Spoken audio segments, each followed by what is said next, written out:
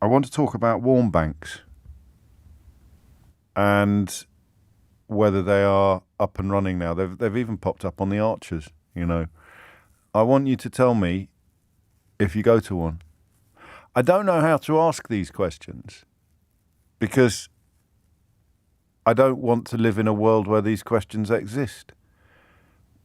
But given the conversation we had in the last hour, and given how many members of the current political class, the current government, the current conservative government describe themselves as Christians, it's the perfect illustration of what we were trying to describe in the last hour, that this country is now a place where warm banks apparently proliferate. Warm banks, a place you go to if you're cold. What Polly Toynbee reminds us of in her introduction is that there have always been places that some people went to if they were cold. A library, most obviously. You'd often see, in my local library growing up, there'd often be a chap there who I think was a knight of the road, as we used to say, who would sit with a newspaper and fall asleep with a newspaper in his lap, and no doubt just taking shelter, taking refuge from a life on the road. I can't believe it. But here we are, living in a country where warm banks exist. So I want to know about the reality of them. If you work in one or if you go to one, then give us a call on 0345 60 60 973. All right? How do we get a handle on how big they are, how common they are? How do we get a handle on how commonplace they are? I honestly don't know. But I want to talk about more as well. I don't want the conversation to be confined to people who are using the service, although I would really like you to ring me if you are.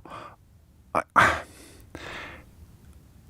kind of sense that there's a mountain we need to climb together here. We need to make sense of the fact that they exist.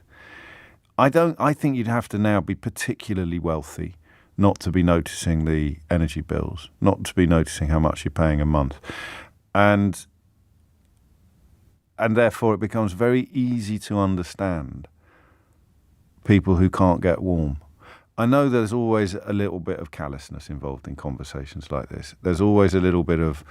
and I'm very generous. I try to be very generous. I think, oddly, this is probably a consequence of my Christian upbringing. I always look for a charitable rationale sometimes for uncharitable behaviour. I don't think you should overdo it, because that way you excuse all manner of horribleness. But I do think that often when people are talking about... often when people come across as having very little sympathy for others, they're trying to persuade themselves that they're not vulnerable. Do you see what I mean by that? So, you know, if you say, well, you can eat for... I mean, some people are just horrible. That 30p Lee character talking about being able to eat for 30... Well, that's why he's got his nickname 30p Lee, isn't it? They almost seem to revel in their unpleasantness. But for others, it's almost a protection mechanism that we deploy in order to subconsciously persuade ourselves that we're not vulnerable. So here's somebody hungry over there. Oh, yeah, well, if they ate porridge, they wouldn't be hungry. Maybe I'm being too kind, actually. There are more gits out there than perhaps we realise. But generally, you know, or we could sit with a blanket. You get people on social media saying, when I was a kid, we had ice on the inside of the windows and my mum went out to work all day and we only had meat on Sunday. And you're just like, well, what's the point then of progress? What's the point of trying to make things better? If you're harking back to when I was a kid, I had rickets. So why are we giving kids we had scurvy. So why on earth are we giving these kids oranges? Oranges? What do they need oranges for? We had scurvy when I was a kid. It didn't do me any harm. I mean, it is ridiculous, right? Absolutely ridiculous.